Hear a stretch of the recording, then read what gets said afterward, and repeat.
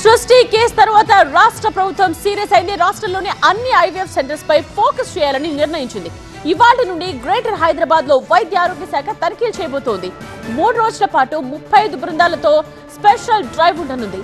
Greater తర్వాత జిల్లాల్లోని IVF centres లో కూడా సోదాలు జరుగుతాయి. తెలంగాణలో మొత్తం 381 ఐవీఎఫ్ కేంద్రాలున్నాయి. గ్రేటర్ హైదరాబాద్ లో 157 ఐవీఎఫ్ సెంటర్స్ ఉన్నాయి. 29 అంశాలతో కూడిన లిస్ట్ ని రెడీ చేసుకుంది వైద్య ఆరోగ్య శాఖ.